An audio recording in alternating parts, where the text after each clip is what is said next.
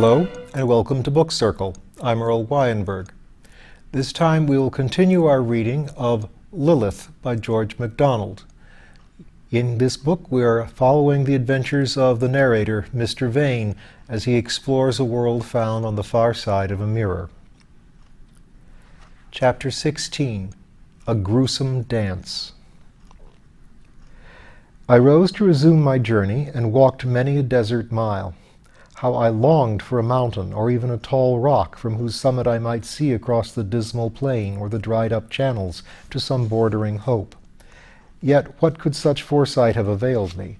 That which is within a man, not that which lies beyond his vision, is the main factor in what is about to befall him. The operation upon him is the event. Foreseeing is not understanding, else surely the prophecy latent in man would come oftener to the surface. The sun was halfway to the horizon when I saw before me a rugged, rocky ascent. But ere I reached it, my desire to climb was over, and I longed to lie down. By that time the sun was almost set, and the air had begun to grow dark. At my feet lay a carpet of softest, greenest moss, couch for a king. I threw myself upon it, and weariness at once began to ebb, for the moment my head was down, the third time I heard below me many waters, playing broken airs and ethereal harmonies with the stones in their buried channels. Loveliest chaos of music stuff the harpiquarian sent standing up to my ears. What might not a Handel have done with that ever-recurring gurgle and bell-like drip to the mingling and mutually destructive melodies their common refrain? As I lay listening, my eyes went wandering up and down the rocky slope abrupt above me, reading on its face the record that down there ages ago rushed a cataract, filling the channels that had led me to its foot. My heart swelled at the thought of the splendid tumult where the waves danced reveling in the helpless fall, to mass their music in one organ roar below. But soon the hidden brooks lulled me to sleep, and their lullabies mingled with my dreams. I woke before the sun, and eagerly climbed to see what lay beyond. Alas, nothing but a desert of finest sand. Not a trace was left of the river that had plunged adown the rocks. The powdery drift had filled its course to the level of the dreary expanse. As I looked back, I saw that the river had divided into two branches as it fell, that whose bank I now followed to the foot of the rocky scaur, and that which first I crossed to the evil wood. The wood I descried between the two on the far horizon. Before me and to the left the desert stretched beyond my vision, but far to the right I could see a lift in the skyline, giving hope of the forest to which my hostess had directed me. I sat down and sought in my pocket the half-loaf I had brought with me. Then first to understand what my hostess had meant concerning it. Verily the bread was not for the morrow. It had shrunk and hardened to a stone. I threw it away and set out again. About noon I came to a few tamarisk and juniper trees, and then to a few stunted firs. As I went on, closer thickets and larger firs met me, and at length I was in just such a forest of pines and other trees as that in which the little ones found their babies, and believed I had returned upon a farther portion of the same. But what mattered where, while everywhere was the same as nowhere? I had not yet, by doing something in it, made anywhere into a place. I was not yet alive. I was only dreaming I lived. I was but a consciousness with an outlook. Truly, I had been nothing else in the world I had left, but now I knew the fact. I said to myself that if in this forest I should catch the faint gleam of the mirror, I would turn far aside lest it should entrap me unawares and give me back to my old existence. Here I might learn to be something by doing something. I could not endure the thought of going back with so many beginnings and not an end achieved. The little ones would meet what fate was appointed them, the awful witch I should never meet, the dead would ripen and arise without me. I should but wake to know that I had dreamed, and that all my going was nowhither. I would rather go on and on than come to such a close. I went deeper into the wood. I was weary and would not rest in it. The trees were now large and stood in regular, almost geometric fashion, with roomy spaces between. There was little undergrowth, and I could see a long way in every direction. The forest was like a great church, solemn and silent and empty, for I met nothing on 2 feet or 4 that day. Now and then, it is true, some swift thing, and again some slow thing, would cross the space on which my eye happened that moment to settle, but it was always at some distance, and only enhanced the sense of wideness and vacancy. I heard a few birds, and saw plenty of butterflies, some of marvelously gorgeous coloring and combinations of color, some of pure and dazzling whiteness. Coming to a spot where the pines stood farther apart and gave room for flowering shrubs, and hoping at a sign of some dwelling near, I took the direction where yet more and more roses grew, for I was hungry after the voice and face of my kind, after any live soul, indeed, human or not, which I might in some measure understand. What a hell of horror, I thought, to wander alone, a bare existence never going out of itself, never widening its life in another life, but bound with the cords of its own poor peculiarities, lying an eternal prisoner in the dungeon of its own being. I began to learn that it was impossible to live for oneself even, save in the presence of others, then, alas, fearfully possible. Evil was only through good, selfishness but a parasite on the tree of life. In my own world I had the habit of solitary song. Here not a crooning murmur ever parted my lips. There I sang without thinking, here I thought without singing. There I had never had a bosom friend. Here the affection of an idiot would be divinely welcome. If only I had a dog to love, I sighed, and regarded with wonder my past self, which preferred the company of book or pen to that of man or woman, which, if the author of a tale I was enjoying appeared, would wish him away that I might return to his story.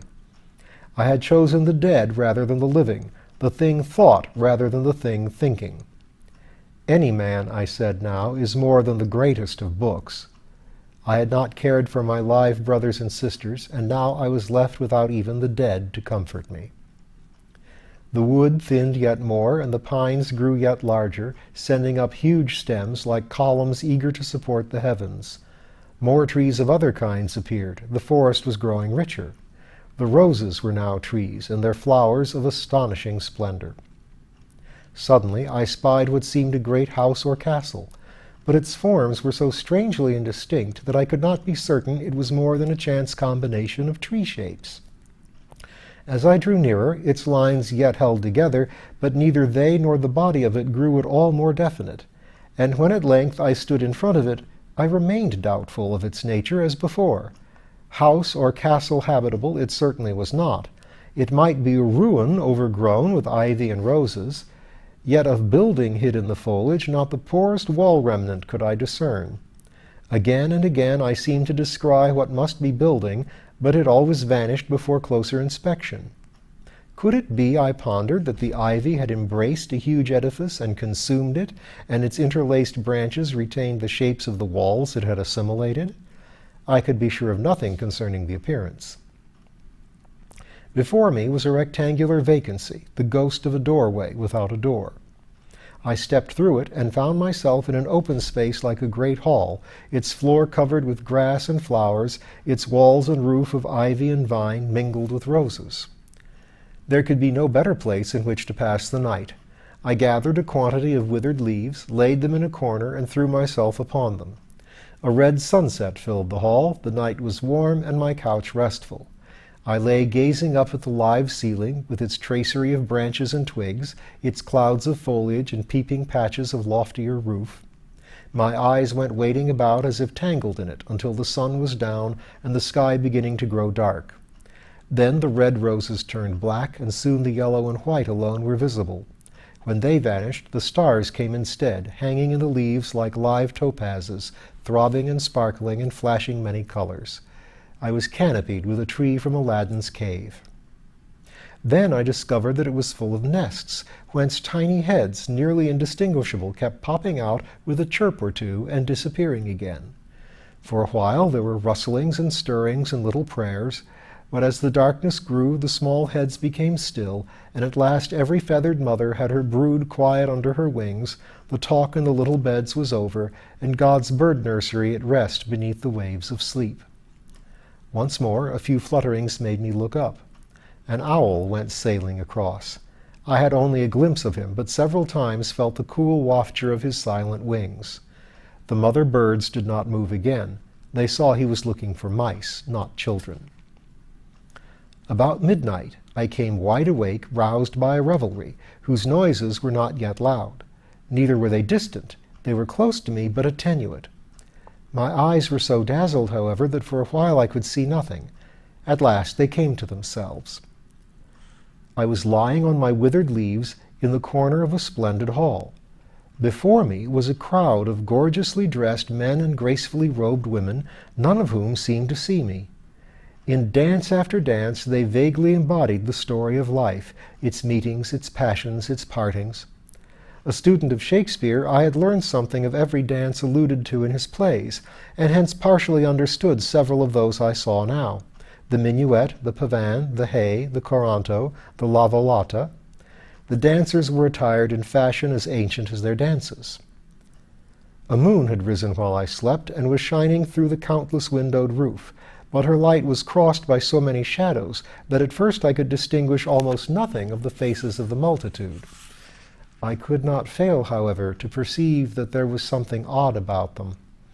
I sat up to see them better. Heavens, could I call them faces? Those were skull fronts, hard, gleaming bone, bare jaws, truncated noses, lipless teeth which could no more take part in any smile. Of these, some flashed set and white and murderous. Others were clouded with decay, broken and gapped, colored of the earth in which they seemed so long to have lain. Fearfuller yet, the eye sockets were not empty. In each was a lidless, living eye. In those wrecks of faces glowed or flashed or sparkled eyes of every color, shape, and expression. The beautiful, proud eye, dark and lustrous, condescending to whatever it rested upon, was the more terrible. The lovely, languishing eye, the more repulsive. While the dim, sad eye, less at variance with its setting, was sad exceedingly, and drew the heart in spite of the horror out of which it gazed. I rose and went among the apparitions, eager to understand something of their being and belongings. Were they souls, or were they and their rhythmic motions but phantasms of what had been? By look nor by gesture, nor by slightest break in the measure did they show themselves aware of me. I was not present to them. How much were they in relation to each other? Surely they saw their companions as I saw them, or was each only dreaming itself and the rest? Did they know each how they appeared to the others, a death with living eyes? Had they used their faces not for communication, not to utter thought and feeling, not to share experience with their neighbors, but to appear what they wished to appear and conceal what they were? And having made their faces masks, were they therefore deprived of those masks and condemned to go without faces until they repented? How long must they flaunt their facelessness in faceless eyes, I wondered? How long will the frightful punition endure? Have they at length begun to love and be wise? Have they yet yielded to the shame that has found them? I heard not a word, saw not a movement of one naked mouth. Were they, because of lying, bereft of speech? With their eyes they spoke as if longing to be understood. Was it truth, or was it falsehood they spoke in their eyes? They seemed to know one another. Did they see one skull beautiful and another plain? Difference there must be, and they had had long study of skulls. My body was to theirs no obstacle. Was I a body, and were they but forms? Or was I but a form, and were they bodies? The moment of one of the dancers came close against me, that moment he or she was on the other side of me, and I could tell without seeing which, whether man or woman, had passed through my house. On many of the skulls the hair held its place, and however dressed or in itself however beautiful, to my eyes looked frightful on the bones of the forehead and temples.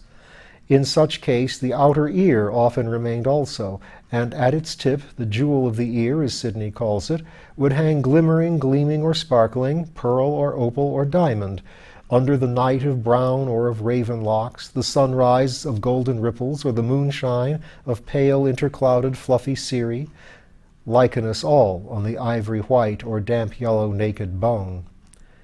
I looked down and saw the daintily domed instep. I looked up and saw the plump shoulders basing the spring of the round full neck, which withered at half height to the fluted shaft of a gibbous cranium. The music became wilder, the dance faster and faster. Eyes flared and flashed, jewels twinkled and glittered, casting color and fire on the pallid grins that glowed through the hall, weaving a ghastly rhythmic woof in the intricate maze of the multitudinous motion, when sudden came a pause, and every eye turned to the same spot. In the doorway stood a woman, perfect in form, in holding, and in hue, regarding the company as from the pedestal of a goddess, while the dancers stood, like one forbid, frozen to a new death by the vision of a life that killed. "Dead things, I live," said her scornful glance. Then at once, like leaves in which an instant wind awakes, they turned each to another and broke afresh into melodious consorted motion, a new expression in their eyes, late solitary, now filled with the interchange of a common triumph. "Thou also," they seemed to say, "wilt soon become weak as we. Thou wilt soon become like unto us." I turned mine again to the woman, and saw upon her side a small dark shadow. She had seen the change in the dead stare. She looked down. She understood the talking eyes. She pressed both her lovely hands on the shadow, gave a smothered cry, and fled. The birds moved rustling in their nests, and a flash of joy lit up the eyes of the dancers, when suddenly a warm wind, growing in strength as it swept through the place, blew out every light. But the low moon yet glimmered on the horizon with sick essay to shine, and a turbid radiance yet gleamed from so many eyes that I saw well enough what followed. As if each shape had been but a snow image, it began to fall to pieces, ruining in the warm wind. In papery flakes the flesh peeled from its bones, dropping like soiled snow from under its garments. These fell fluttering in rags and strips, and the whole white skeleton, emerging from garment and flesh together, stood bare and lank amid the decay that littered the floor. A faint rattling shiver went through the naked company. Pair after pair the lamping eyes went out, and the darkness grew round me with the loneliness. For a moment the leaves were still swept fluttering all one way. Then the wind ceased, and the owl floated silent through the silent night. Not for a moment had I been afraid. It is true that whoever would cross the threshold of any world must leave fear behind him, but for myself I could claim no part in its absence. No conscious courage was operant in me. Simply, I was not afraid. I neither knew why I was not afraid, nor wherefore I might have been afraid. I feared not even fear, which of all dangers is the most dangerous. I went out into the wood at once to resume my journey. Another moon was rising, and I turned my face toward it. Chapter 17. A Grotesque Tragedy. I had not gone 10 paces when I caught sight of a strange-looking object, and went nearer to know what it might be. I found it a mouldering carriage of ancient form, ruinous but still upright on its heavy wheels. On each side of the pole, still in its place, lay the skeleton of a horse. From their 2 grim white heads ascended the shriveled reins to the hand of the skeleton coachman, seated on his tattered hammercloth. Both doors had fallen away. Within sat 2 skeletons, each leaning back in its corner. Even as I looked, they started awake, and with a cracking rattle of bones, each leaped from the door next it. One fell and lay. The other stood a moment, its structure shakily perilous, then with difficulty, for its joints were stiff, crept, holding by the back of the carriage, to the opposite side, the thin leg bones seeming hardly strong enough to carry its weight, where kneeling by the other, it sought to raise it, almost falling itself again in the endeavor. The prostrate one rose at length, as by a sudden effort, to the sitting posture. For a few moments it turned its yellowish skull to this side and that, then, heedless of its neighbor, got upon its feet by grasping the spokes of the hind wheel. Half erected thus, it stood with its back to the other, both hands holding one of its knee joints. With little less difficulty and not a few contortions, the kneeling one rose next and addressed its companion. It said, "Have you hurt yourself, my lord?" in a voice that sounded far off and ill-articulated, as if blown aside by some spectral wind. "Yes, I have," answered the other in like but rougher tone. "You would do nothing to help me, and this cursed knee is out." "I did my best, my lord." "No doubt, my lady, for it was bad. I thought I should never find my feet again. But bless my soul, madam, are you out in your bones? She cast a look at herself. I have nothing else to be out in, she returned, and you at least cannot complain. But what on earth does it mean? Am I dreaming? You may be dreaming, madam, I cannot tell, but this knee of mine forbids me the grateful illusion. Ha! I too, I perceive, have nothing to walk in but bones. Not so unbecoming to a man, however. I trust to goodness they are not my bones. Every one aches worse than another, and this loose knee worst of all. The bed must have been damp, and I too drunk to know it. Probably, my lord of cocaine. What? What? Do you make me think I am too dreaming? Aches and all? And how do you know the title my roistering bullies gave me? I don't remember you. Anyhow, you have no right to take liberties. My name is... I am Lord... Tut, tut. What do you call me when you're sober? I cannot, at the moment... Why, what is my name? I must have been very drunk when I went to bed. I often am. You come so seldom to mind that I do not know, my lord, but I may take your word for that. I hope so, if for nothing else. Hoity-toity, I never told you a lie in my life. You never told me anything but lies. Upon my honor, why, I never saw the woman before. You knew me well enough to lie to, my lord. I do seem to begin to dream I have met you before, but upon my oath there is nothing to know you by. Out of your clothes, who is to tell who you may not be? One thing I may swear, that I never saw you so much undressed before. By heaven, I have no recollection of you. I am glad to hear it. My recollections of you are the less distasteful. Good morning, my lord. She turned away, hobbled, clacking a few paces, and stood again. You are just as heartless as any other woman, madam. Where in this hell of a place shall I find my valet? Where was the cursed name I used to call the fool? He turned his bare noddle this way and that on its creaking pivot, still holding his knee with both hands. I will be your valet for once, my lord, said the lady, turning once more to him. What can I do for you? It is not easy to tell. Tie my leg on, of course, you fool. Can't you see it is all but off? Hi-ho, my dancing days. She looked about with her eyeless sockets and found a piece of fibrous grass with which she proceeded to bind together the adjoining parts that had formed the knee. When she had done, he gave one or two carefully tentative stamps. You used to stamp rather differently, my lord, she said as she rose from her knees. Eh? What? Now I look at you again, it seems to me I used to hate you, eh? Naturally, my lord, you hated a good many people, your wife, of course, among the rest. Ah, I begin... But I must have been a long time somewhere. I really forget. There, your damn miserable bit of grass is breaking. We used to get on pretty well together, eh? Not that I remember, my lord. The only happy moments I had in your company were scattered over the first week of our marriage. Was that the way of it? Ha! Well, it's over now, thank goodness. I wish I could believe it. Why were we sitting there in that carriage together? It wakes apprehensions. I think we were divorced, my lady. Hardly enough. We are still together. A sad truth, but capable of remedy. The forest seems of some extent. I doubt. I'm sorry I cannot think of a compliment to pay you, without lying, that is.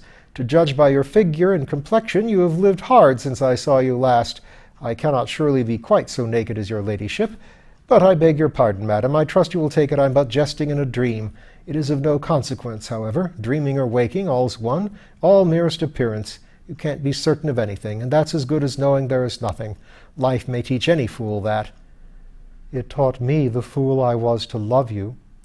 You were not the only fool to do that. Women had a trick of falling in love with me. I'd forgotten that you were one of them. I did love you, my lord, a little, at one time. Ah, there was your mistake, my lady. You should have loved me much, loved me devotedly, loved me savagely, loved me eternally. Then I should have tired of you the sooner, and not hated you so much afterward. But let bygones be bygones. Where are we? Locality is the question. To be or not to be is not the question. We are in the other world, I presume. Granted, but in which or what sort of other world? This can't be hell. It must. There's marriage in it. You and I are damned in each other. Then I'm not like Othello damned in a fair wife. Oh, I remember my Shakespeare, madam. She picked up a broken branch that had fallen into a bush, and steadying herself with it, walked away, tossing her little skull. "Give that stick to me," cried her late husband. "I want it more than you." She returned him no answer. "You mean to make me beg for it?" "Not at all, my lord. I mean to keep it," she replied, continuing her slow departure. And we will follow the career of this unhappy and dead couple the next time.